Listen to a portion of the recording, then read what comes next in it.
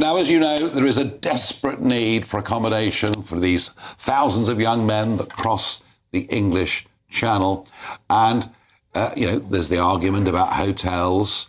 Well, it doesn't really matter whether you put them in hotels or whether you put them in houses of multiple occupancy. But this one really did make me think.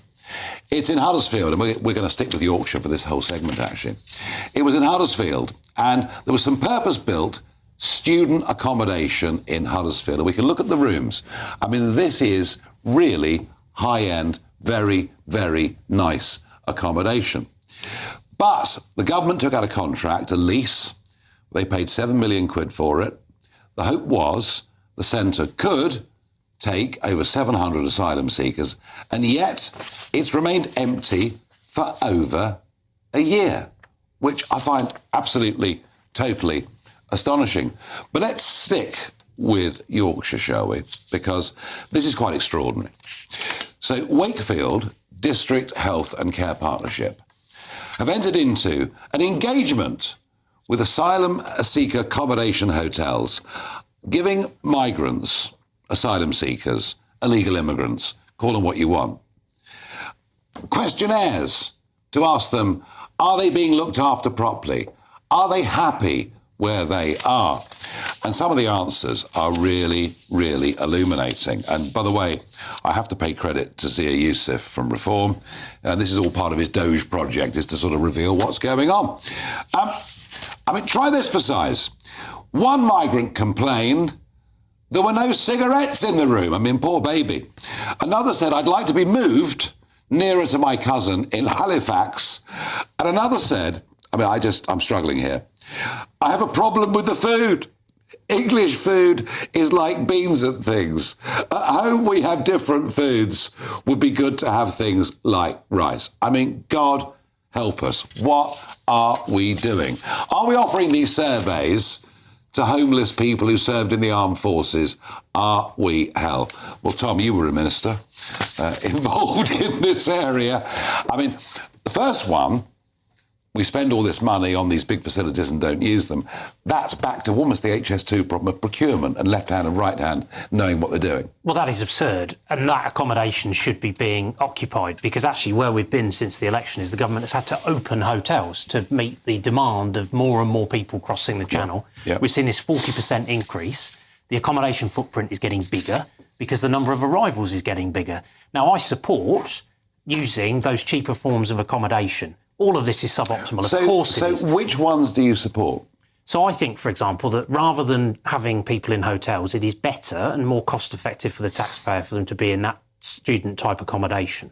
But actually, the best answer for all of this is to just not have the crossings in the first place. And that's why, personally, I am very much at the point, and I think the public's definitely at this point, of saying that the only way that you are going to resolve this issue is if you detain people on arrival and that you are then able to relocate them to a third country, rather like we were seeking to do with Rwanda. That is the best way of solving this problem. But you were totally get the unfairness. But when you were in government, Tom, when you were a minister, you said all this, but you were prevented from doing it by human rights lawyers.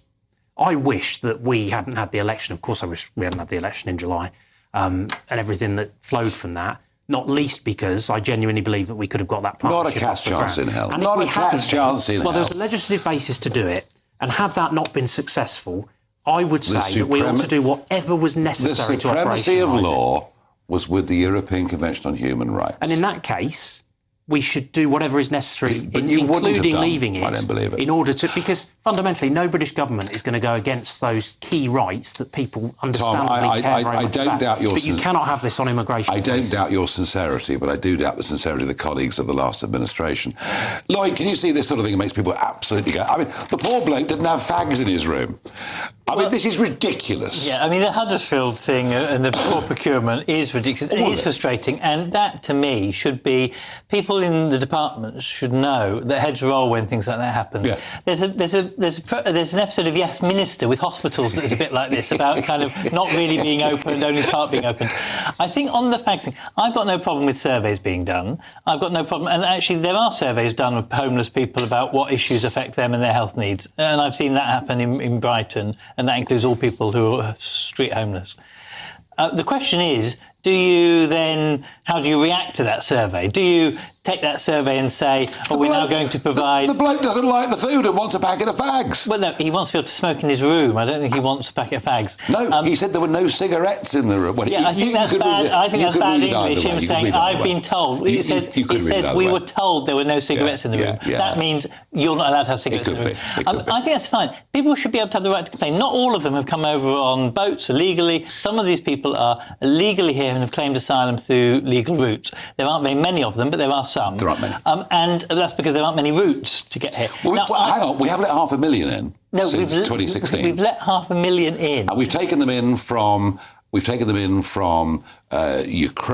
We've taken them in from... We've not accepted any refugees and as Ukrainians, because the Ukrainians we accepted as not as classed as refugees. We classed them as a special visa program. The same with the Hong Kong. However, they can say... the same with the Hong Kong. The Hong Kong ones count in the refugee numbers. Of course they do. No, they don't count in the refugee numbers. Because they were offered a British overseas citizenship pathway, which I think is right to do. But let's just be honest, in the numbers... But the numbers are huge. We've been incredibly generous. No, you're quite right, you're quite right. And what we need to be is more circumspect. And as I've keep saying on this programme, there are three things that I think there could be cross-party consensus on. One is that we should have overseas processing in France, which is perfectly legal, and other European countries are doing it under the convention. Which would be a disaster, by the way. Which would not be a disaster. Numbers would go up. Because everybody who fails would get in a small boat and come anyway. No, because then they arrive and immediately you say, fantastic, into our minibus, we'll take you to our processing centre. Our processing centre is in France. You just constantly move people back. There is no accommodation here in the UK. There is no accommodation here in the UK. It's a novel approach. That's what should happen. And it's fair, it's fair but friendly and also firm. I tell you what, under this government, none of it's going to happen. Now, I think I'm probably going to have to give right of reply to Wakefield District Health and Care Partnership.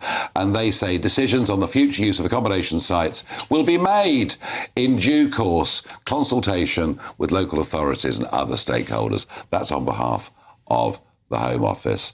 And in terms of the lease, well, they say the lease was agreed before the election, but it's all going to happen once they've complied with building regulations, etc. The whole thing's completely unacceptable. At GB News, we believe in the power of free speech. We're not afraid to ask the tough questions, challenge the status quo, and give you a voice. While others silence dissent, we champion the truth. By becoming a GB News member, you're not just supporting free speech, you're defending it. Please consider supporting us today. Together, we'll hold the powerful to account and make sure that your voice is always heard. Simply go to gbnews.com/support and stand with us for what matters most.